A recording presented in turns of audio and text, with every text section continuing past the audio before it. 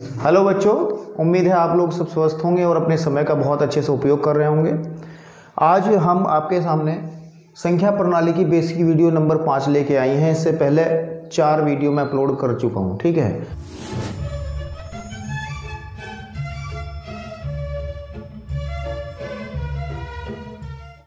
और अगर इस बेसिक कंसेप्ट को आपको संख्या प्रणाली का समझना है तो आपको पिछली 4 वीडियोज़ को अच्छे से देखना होगा, और जो कि आपको एक क्रमबद्ध तरीके से मेरी प्लेलिस्ट में मिल जाएंगे।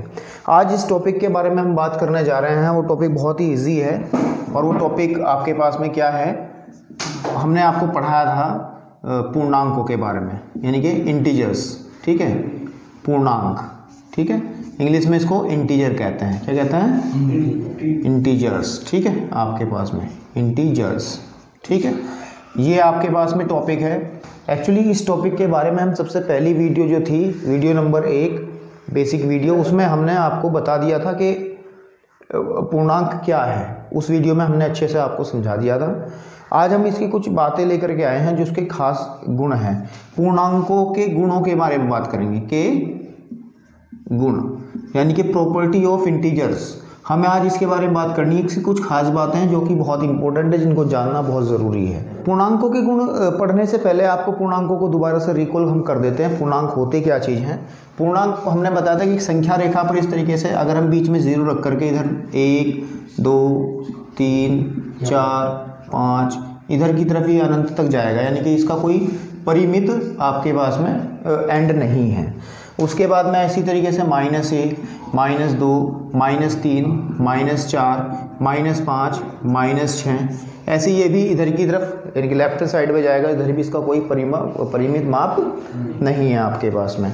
तो हम ये कहेंगे कि ये जो नंबर लाइन पे जितने भी नंबर्स हैं ये सारे के सारे इंटीजर्स हैं। ये मैं पहले भी आपको अपनी वीडियो में बता चुका हूँ, ज़्यादा इसमें ना डिस्कस करते हुए एक और बात बता दें कि इधर से 0 से इधर वाली जितनी धनात्मक संख्याएं आपको नजर आ रही हैं, इनको हमने कहा था धन पूर्णांक कहते हैं। इनको क्या कहते हैं?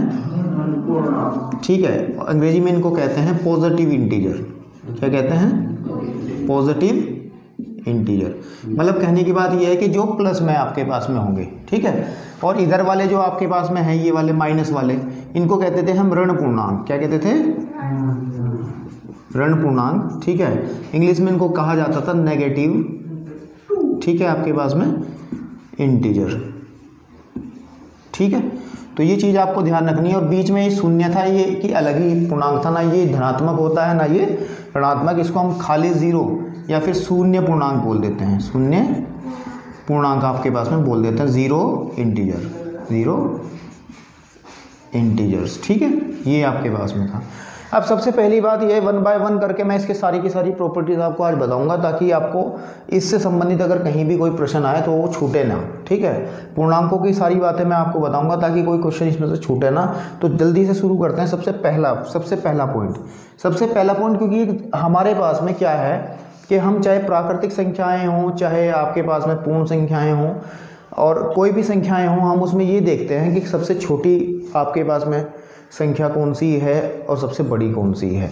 इस केस में भी, पूर्णांकों के केस में भी हम इसी चीज़ के बारे में अगर डिस्कस करें कि ठीक है, डिस्कस करें कि इसमें सबसे छोटी आपके पास में कौन सी संख्या होगी और सबसे बड़ी कौन सी संख्या होगी, बड़ी संख्या कौन सी है। सबसे पहली बात समझने की आपको ये है कि छोटा और बड़ा देखना कैसे है। इस संख्या रेखा के हिसाब से हम छोटा बड़ा देख सकते हैं। याद रखें, जब हम बाईं से दाईं ओर चलते हैं तो संख्याएं बड़ी होती चली जाती हैं, यानी कि इधर की तरफ संख्याएं जो हैं बढ़ती चली जाएंगी, और अगर इधर जाएंगे तो संख्याएं घटती चली जाएंगी। तो यानी कि अगर कभी ज़िंदगी में हमें मुलाकात हुई किससे, सबसे बड़ी संख्या की, तो उधर ही होगी, ठीक है। और अगर कभी छोटी संख्या से मुलाकात हुई तो वो कभी इधर ही होगी, ठीक है। और सबसे छोटी की जानकारी लेने से इस तरफ चलेंगे। परंतु इस पूर्णांकों में क्या खास बात है कि इसका कोई परिमित अंत नहीं है कहीं पे, यानी कि एक किसी भी एक संख्या पे जाके ये रुकता नहीं है। यानी कि आप ऐसे कहें कि 1, 2, 3, 4, 5 किसी एक खास संख्या पे जाकर रुक जाएगा, तो ऐसा कभी नहीं होता। ये अनंत तक चलता रहता है, जैसे प्राकृतिक संख्याओं में हमने पढ़ाया था आपको। तो यानी कि इसकी हम सबसे बड़ी संख्या के बारे में बात नहीं कर सकते, हम उस संख्या को परिभाषित कभी नहीं कर सकते। बिल्कुल अच्छे से दिमाग में रखें कि पूर्णांकों में सबसे बड़ा पूर्णांक कभी भी परिभाषित नहीं हो सकता, इसी तरीके से सबसे छोटा पूर्णांक भी कभी भी परिभाषित नहीं हो सकता। आप इधर की तरफ जाते रहेंगे तो आपको कभी भी आपको कोई वैल्यू ऐसी नहीं मिलेगा, ऐसा मान नहीं मिलेगा जो कि सबसे छोटा होगा। समझ में आई बात? ये आपका पहला पॉइंट। तो ये कह सकते हैं सबसे छोटा तथा सबसे बड़ा पूर्णांक परिभाषित नहीं किया जा सकता, नहीं किया जा सकता। समझ में आई बात? तो ये वाला पहला पॉइंट था आपका कि आप इसको परिभाषित नहीं कर सकते। ठीक बात है, समझ में आई आपको? दूसरा जो पॉइंट है वो बहुत इंपॉर्टेंट पॉइंट है, उसको हम बोलते हैं निरपेक्ष मान। क्या बोलते हैं? निरपेक्ष मान, जो कि आपने छोटी कक्षाओं में भी सीखा होगा।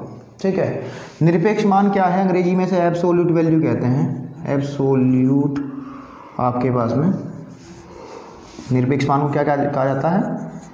Absolute value. ठीक है, एब्सोल्यूट वैल्यू आपके पास में। एब्सोल्यूट वैल्यू क्या होती है, यानी कि निरपेक्ष मान क्या होता है, उसको हम समझा दें जरा। 2 मिनट की बात है कि जैसे कि हमारे पास में कोई संख्या दी गई है इस तरीके से 3, अगर हम उसके दोनों तरफ इस तरीके के दो लाइनें बना दें तो इस जो संख्या आपके सामने लिखी है इसका मतलब होता है 3 का निरपेक्ष मान, या 3 का मोड भी कुछ लोग बोल देते हैं 3। ठीक है, तो 3 का निरपेक्ष मान क्या होगा, हमेशा ध्यान रखना है कि ये जो संख्या अंदर वाली है इसका हमें पॉजिटिव कर देना है। सिर्फ ये पहले से पॉजिटिव है तो 3 का 3 ही आ जाएगा। ठीक है, अगर हमारे पास माइनस का 2 है तो इसका 2 आ जाएगा। यानी कि ये जो दो डंडे हमने लगाए हैं, 2 लाइनें जो बनाई हैं, इनका काम सिर्फ और सिर्फ ये है कि इसका जो माइनस वाला चिन्ह है इसको ये गायब कर देगा। बिल्कुल ठीक बात है। और इसी तरीके से अगर मतलब बहुत बड़ी संख्या माइनस के 117 आ गया, इसकी वैल्यू 117 हो जाएगी। अब ये है क्या? पहली बात ये है, इसको थोड़ा सा डीपली समझने की आवश्यकता है। निरपेक्ष मान को इतना ही समझ लेना काफ़ी नहीं है, इसको अच्छे से समझ लेना जरूरी है। इसको समझाने के लिए मैं संख्या रेखा का प्रयोग करूँगा ताकि आपको अच्छे से समझ में आए। ठीक है, चलिए संख्या रेखा आप नहीं करेंगे क्योंकि इसका काम हमारे पास बहुत है। इस चीज़ को आप नोट कर लीजिएगा अपनी कॉपी में कहीं भी। चलिए देखिए, निरपेक्ष मान का मतलब ये होता है, मैं आपको इसकी थोड़ी सी डेफिनेशन बता दूं। निरपेक्ष मान आपके पास में निरपेक्ष मान संख्या रेखा पर किसी संख्या की शून्य से दूरी को दर्शाता है।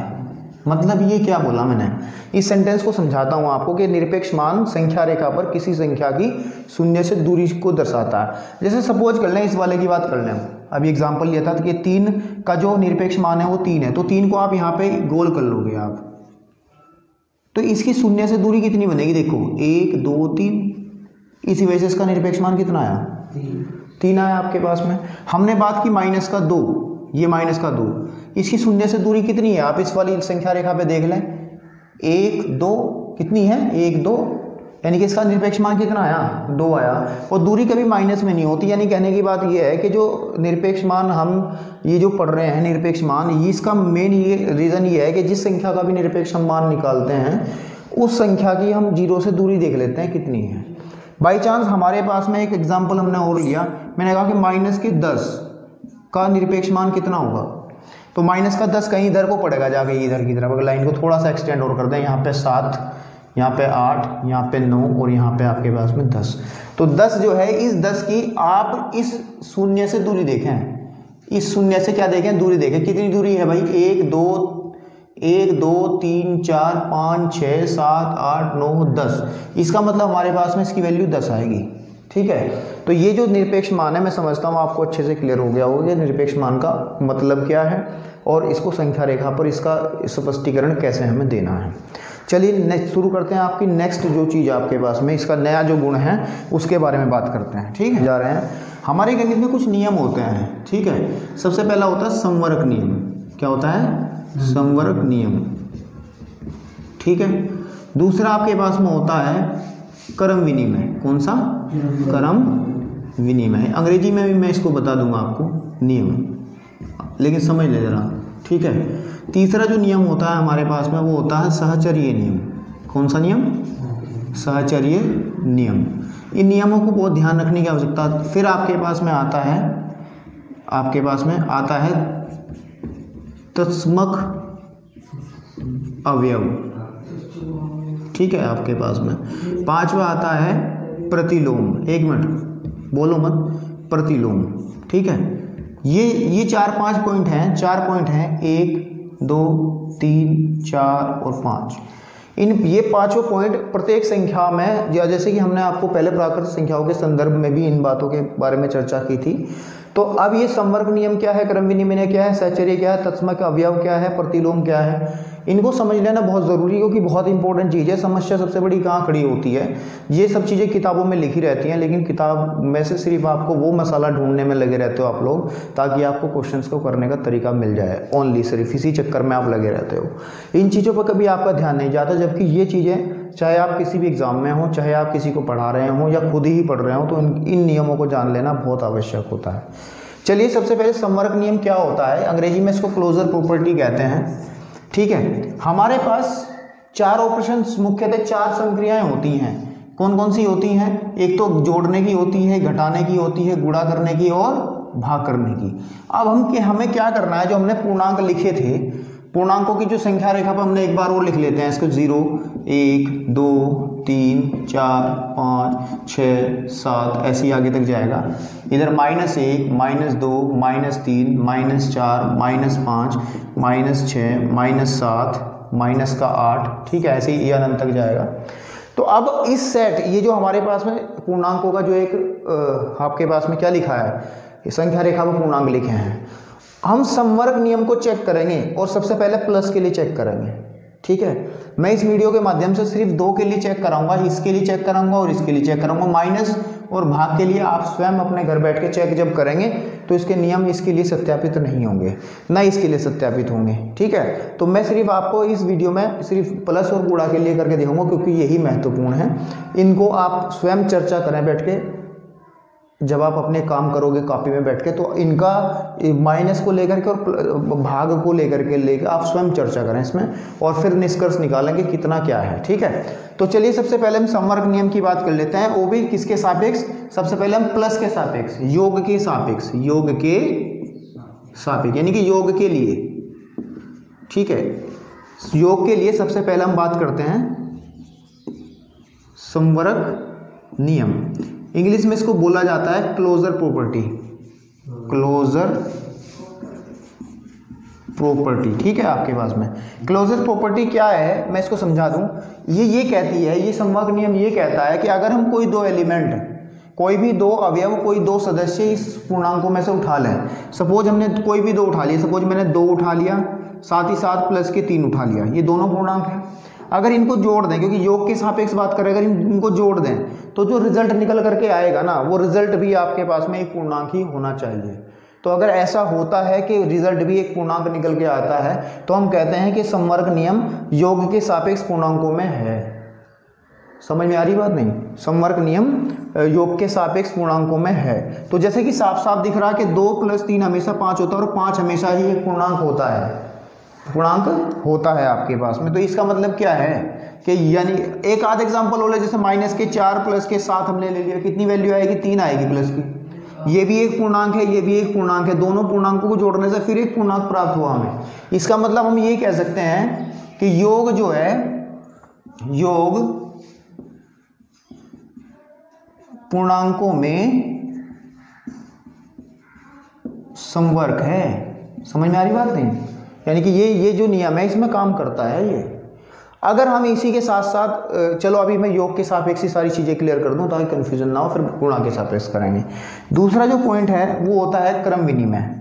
क्या होता है? क्रम विनिमय।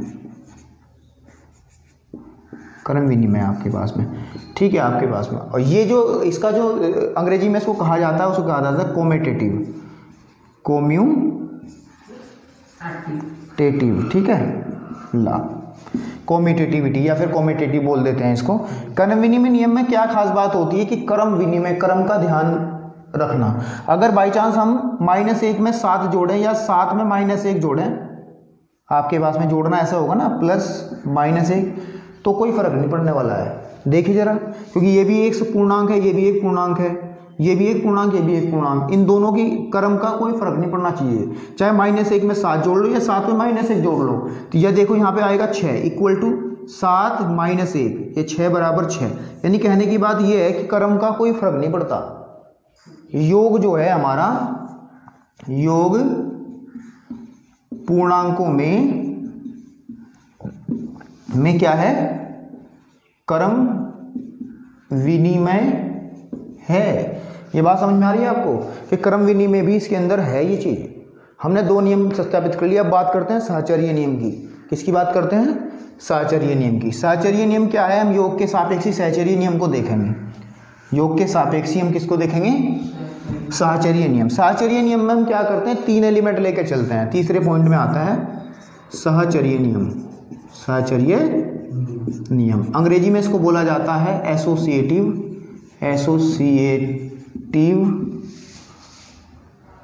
ठीक है, टिव लॉ, ठीक है, एसोसिएटिव या एसोसिएटिविटी, है ना। तो इसमें क्या करते हैं, हम क्या बात करते हैं कि 3 एलिमेंट अगर लेके चले, जैसे मान लिया मैंने एलिमेंट लिए, एक तो लिया 1, 3 और 5 ले लिया, तीनों क्या है, इंटीजर है।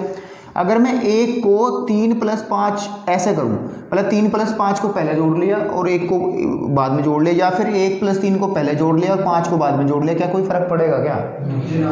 क्योंकि वैल्यू फिर भी आपके पास में 8 और 1 9 आएगी, 4 और 5 9 आएगी। यानी कि ये जो अगर 3 एलिमेंट को लेकर के चलें और इस तरीके की प्रॉपर्टी लेके चलें कि पहले 2 एलिमेंट्स को जोड़ के बाद के 2 एलिमेंट्स को फिर 1 में जोड़ा, या फिर पहले 2 को जोड़कर तीसरे में बाद में जोड़ा, तो इससे कोई फर्क पड़ने वाला नहीं है। तो इस नियम को कहा जाता है साहचर्य नियम, और ये नियम भी पूर्णांकों में है। मैंने अभी 3 एग्जाम्पल लिए आपके सामने, 1 2 3 5 लेकर के, आप कोई भी ले लो उसमें से। आप प्रैक्टिस करें घर बैठ के इस नियम को सत्यापित करने के लिए कुछ अलग अलग एग्जाम्पल लेकर के, तो आपको समझ में आ जाएंगी सारी चीज़ें सब। उसके बाद में बहुत इंपॉर्टेंट चीज़ आपके सामने आने जा रही है, जो कि बहुत ज़्यादा आपको बड़ी कक्षाओं में भी जब आप पढ़ोगे तो आपको अच्छा लगेगा कि ये अगर आपको चीज़ पता होगी, तो वो है आपका क्या, तत्समक अवयव। क्या होता है? तत्समक अवयव। पॉइंट नंबर 4 तत्समक, है ना, तत्समक अवयव। नाम इसका थोड़ा हिंदी में अजीब है, मैं अंग्रेजी में इसको लिख देता हूँ। इसको कहते हैं आइडेंटिटी एलिमेंट, आइडेंटिटी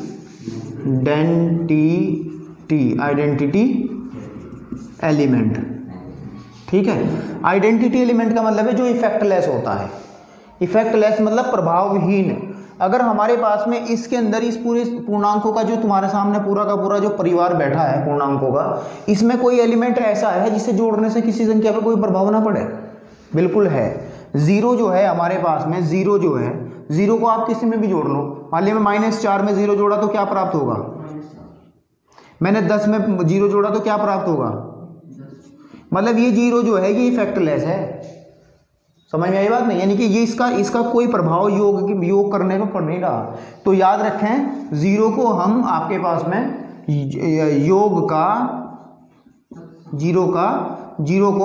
का तत्समक अवयव कहते हैं। क्या कहते हैं? तत्समक अवयव कहते हैं। यानी कि आपके पास में आइडेंटिटी एलिमेंट ऑफ एडिशन, किसका? यानी कि योग का। इसका शॉर्टकट में नाम और भी कह सकते हैं कि एडिटिव आइडेंटिटी। क्या कहते हैं? Additive identity. 0 जो है एडिटिव आइडेंटिटी होती है। एडिटिव आइडेंटिटी का मतलब है कि 0 को चाहे किसी भी संख्या में जोड़ लो आप, कि कोई फर्क पड़ने वाला नहीं है। मैं समझता हूँ आपको तत्समक अवयव के बारे में भी अच्छी जानकारी मिल गई होगी। इसके बाद का जो टॉपिक है वो भी बहुत इंपॉर्टेंट टॉपिक है, और वो टॉपिक हमारे पास में क्या है उसको बारे में हम बात कर रहे हैं। उसके बारे में क्या बात कर रहे हैं हम? मैं कई बार इसको लिख करके तुरंत रफ कर देता हूँ, तो अगर आपको दिक्कत होती है तो आप बीच बीच में एक स्क्रीनशॉट ले लिया करें ताकि आप बाद में उसको देख लें। ठीक है, चलिए अब बात करते हैं पॉइंट नंबर 5, किसके बारे में? प्रतिलोम के बारे में। किसके? प्रतिलोम। इंग्लिश में इसको बोलते हैं इनवर्स। क्या बोलते हैं? आपके पास में इनवर्स। ठीक है, आपके पास में इनवर्स। ठीक है, इनवर्स क्या है उसको हम बता दें। अगर हम दो एलिमेंट ऐसे ले लें, आप देखो जरा, मान लिया मैंने -2 में 2 जोड़ा तो कितना प्राप्त होगा? इसी प्रकार से अगर -10 में या फिर 10 में मैं -10 जोड़ूं तो कितना आ जाएगा? 0 ही आएगा। मतलब अगर हमारे पास में हमने कुछ ये देखा कि अगर दो कुछ ऐसे एलिमेंट ले लिए जाएं जिन्हें जोड़ने पे हमें आइडेंटिटी एलिमेंट प्राप्त हो जाए, एडिशन वाला, या फिर योग का तत्समक अवयव प्राप्त हो जाए। योग का तत्समक अवयव मैंने बताया क्या होता है? 0 होता है। अगर 0 प्राप्त हो जाए तो इन सेंटेंसों से हम ये कह सकें, इससे पता है क्या कहा जाएगा? कहा जाएगा कि -2 संख्या 2 का प्रतिलोम है। क्या है? प्रतिलोम है। और कैसा प्रतिलोम है? प्रतिलोम है। या इसको दूसरे शब्दों में ऐसे लिखा जाता है, -2 संख्या 2 का योज्य प्रतिलोम। आपने ये शब्द सुना भी होगा, योज्य प्रतिलोम। योज्य का मतलब होता है योग वाला। कौन सा प्रतिलोम है? योज्य प्रतिलोम है। ये नहीं है कि -2 ही 2 का प्रतिलोम है। इसको रिवर्स भी कर सकते हैं कि 2 संख्या -2 का योज्य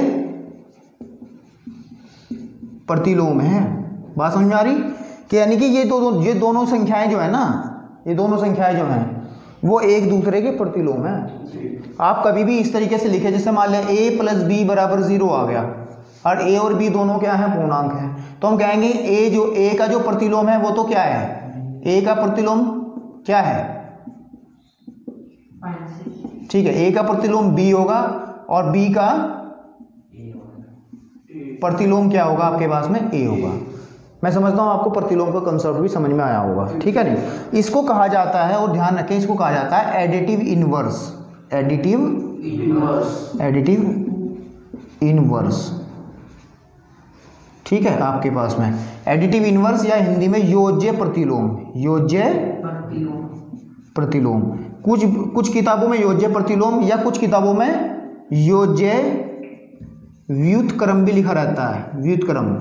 ठीक है, योज्य व्युत्क्रम या फिर योज्य प्रतिलोम बात है की है, तो इसको भी समझ लेना जरूरी है आपके पास में। समझ में आई बात? ठीक है, तो आपको मैंने 1 बाय 1 करके योग के सापेक्ष मैंने इन 5 के 5 नियमों के बारे में बताया। अब आप लोगों का काम ये है, रही बात माइनस के लिए भी सत्यापित नहीं होगा, आप लोग गुणा के लिए भी स्वयं करके देखें। अगर कुछ दिक्कत या परेशानी आती है, किसी भी तरीके का कन्फ्यूजन होता है, तो आप मेरे कमेंट बॉक्स में बताएं कि सर गुणा वाले केस में ये वाली प्रॉब्लम आ रही है। ठीक है, तो मैं आपको फिर बता दूंगा, उसी चीज़ को लेकर के आपके सामने एक वीडियो और उपलब्ध हो जाएगी। लेकिन कुछ काम आपके लिए मैं छोड़ रहा हूँ, सिर्फ आप क्या करें, प्लस के लिए मैंने सत्यापित कर दिया है, आप माइनस इसके और इसके लिए देखें कि क्या ये नियम काम करते हैं। अगर आप इस तरीके की चर्चा करने में सक्षम हैं तो इसका मतलब आप सही दिशा में जा रहे हैं और आपका गणित बहुत अच्छे से तैयार हो रहा है। मैं जानबूझ करके इन तीनों पॉइंट्स को छोड़ रहा हूँ ताकि आप लोग प्रैक्टिस करें और मुझे बताएं कमेंट बॉक्स में अगर कोई दिक्कत है तो फिर मैं उसी के बारे में आपसे प्रॉब्लम लूँगा। आज के लिए इतना ही, धन्यवाद।